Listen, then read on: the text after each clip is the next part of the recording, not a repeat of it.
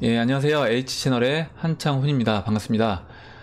제가 영상을 지금 다시 켰어요. 켰는데 킨 이유는 제가 오늘 영상 찍을 때 여러분들한테 이제 말씀드릴 자료를 준비해 놨는데 제가 이제 설명을 드리다가 제가 답변 쓴 것만 읽고 그 자료를 이제 설명을 드리지 못해서 좀 설명을 여러분들하고 같이 드리고 싶어서 다시 영상을 켰습니다. 바로 설명을 드릴게요. 아까 이제 와사비님이 질문을 해주셨던 거예요. 뭐냐면 장단기 금리 스프레드, 그래서 장단기 금리차가 마이너스가 됐을 때 위기가 왔었다. 그것에 대해서 제가 이제 제 이 글을 쭉 설명하다 보니까 제가 이제 깜빡하고 자료를 설명을 안 드렸는데 자료랑 같이 설명을 드리도록 하겠습니다. 보시면 이게 지금 10년물하고 2년물 금리 이제 차이 스프레드를 나타내는 차트예요.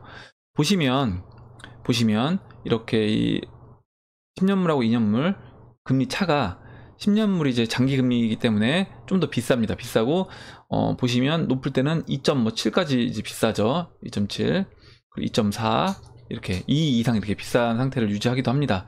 근데 이렇게 이게 이 스프레드 차가 좁혀져요. 좁혀지면서 마이너스까지 가죠.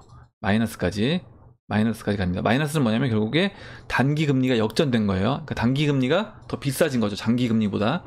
그러면 당연히 장기 금리가 비싸야 되는데 이 장기 금리보다 왜 단기 금리가 비쌀까? 아까 제가 설명드렸던 것처럼 사람들이, 시장 참여자들이 앞으로 미래에 대해서 시장 상황이 더 좋아지지 않을 거라고 이제 예상을 하니까 장기 금리 차가 원래 금리를 인상할 때 같이 올라가 줘야 되는데 올라가지 못하는 거예요. 올라가지 못하면서 단기 금리는 그 금리 인상에 따라서 바로바로 즉각적으로 반영돼서 올라가는데 장기 금리는 올라가지 않으면서 이 스프레드가 좁혀지면서 마이너스까지 가는 겁니다.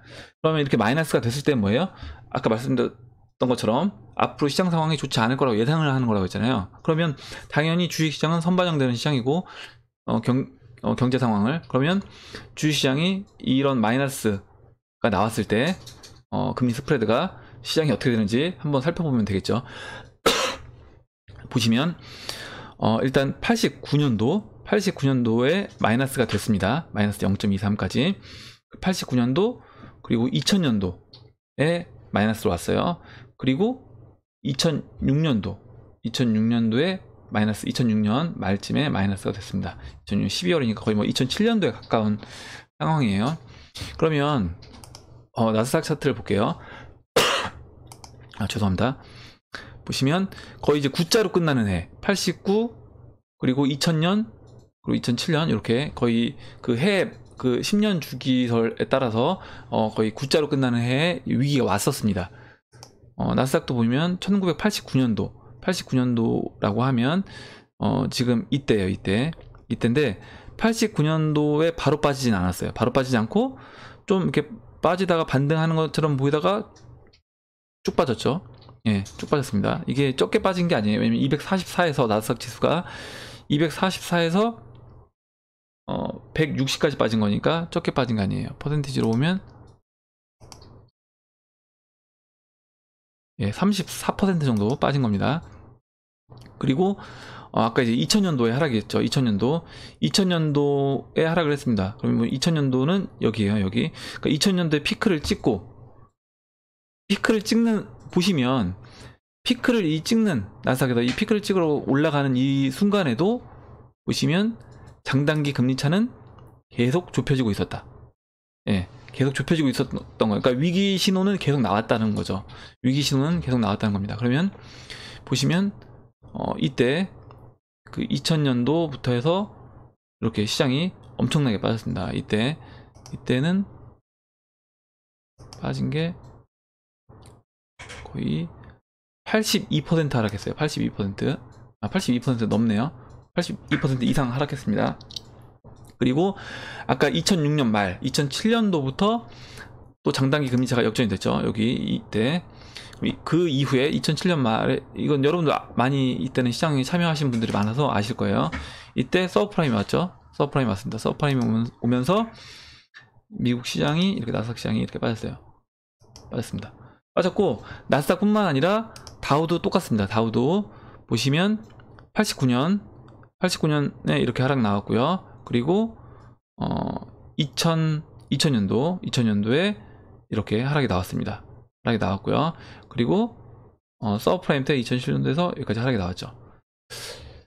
일단 나스닥 다음 동일하게 이 장단기 금리가 역전이 된 이후에는 길지 않은 시간 안에 하락이 나왔다. 적어도 30%에서 많게는 80% 넘는 하락이 나왔습니다. 한번 생각을 해보세요. 나스닥이 80% 빠진다고 생각을 해보세요. 엄청난 수치죠. 물론 이때 나스닥은 이제 그 닷컴 버블로 인해서 좀 이제 오버슈팅된 부분이 있으니까 뭐 그 정도까지 하락이 나오지 않는다고 하더라도 미국 다우지수나 나스닥 지수가 30% 이상 하락한다라고 하면 우리나라 주식시장이 저는 이제 뭐 따로 별도로 우리나라 시장만 이렇게 올라갈 것은 쉽지 않다 이렇게 보고 있습니다. 그렇다고 하면 지금은 어떠냐? 지금 현재 장단기 금리차가 굉장히 지금 0으로 향해서 지금 나아가고 있습니다. 이 얘기는 뭐냐면 반드시 0으로 오지 않는다라고 하더라도 물론 0으로 왔을 때 확실하게 이제 그런 징후가 보이는 거고요. 이렇게 일단 이 장단기 금리차가 좁혀진다는 게 이미 앞으로 미래에 대해서 사람들이 경기 전망을 좋지 않게 시장 참여자들은 보고 있다라고 저는 생각을 하고 있습니다. 그래서 지금 이제 얼마 안 남았어요. 0에 다다르는데 지금 0.15예요. 0.15 장단기 금리차가 10년물, 2년물 0.15입니다. 0.15이기 때문에 거의 이제 조금만 더 장기 금리차가 올라가지 못한다라고 하면 이때는 바로 이제 마이너스로 갈 것이다 라고 보고 있습니다. 그러면 마이너스로 가면 당연히 그 이후에 머지않은 미래 1년 아니면 2년 안에 주시장은 그것에 반응을 했다는 거죠.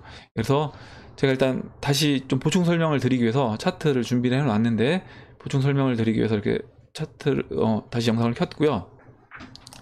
제가 말씀드리지만 뭐냐면 지금 10년 미국 채권 선물 보시면 지금 시장의 금리 인상은 이 채권 가격 30년 동안 상승했던 채권 가격이 추세를 깬 겁니다. 그래서 앞으로 금리 인상은 야 금리 인상하다가 경기 안 좋아지면 또 금리 인하 해주겠지 이게 아니라 금리 인하를 한다고 해도 금리 인하할 수 있는 여지가 많지 않아요. 왜냐면 금리 인하를 하고 또 양적 완화를 한다? 이거는 결국에 미국 인플레이션으로 가겠다는 얘기밖에 안 된다는 거죠. 그러면 결과적으로 이제 금리를 인상을 하면서 물론 인하를 일정 부분 하긴 하겠지만 미국 경기는 침체 상황으로 저는 가야 된다. 예, 그러면 미국 경기가 침체 상황으로 가면 당연히 미국을 기반으로 한 다 엮여 있잖아요. 중국, 유로존, 신흥국들 그리고 우리나라, 일본 다 포함해서 타격을 받을 수밖에 없다라고 이제 보고 있습니다. 그래서 지금 이 채권 가격 상승하는 지금 상승하는 이 추세를 깨고 내려오는 거. 그래서 앞으로 채권 가격도 하향 아래 트렌드를 이제 빠지는 트렌드로 이제 갈 것이고 주식도 저는 그렇게 보고 있습니다. 네, 그래서 일단 오늘 비트코인 및 시황 방송 일부의 보충 설명을 이상으로 이제 마무리하도록 하겠습니다. 여러분, 예, 감사합니다.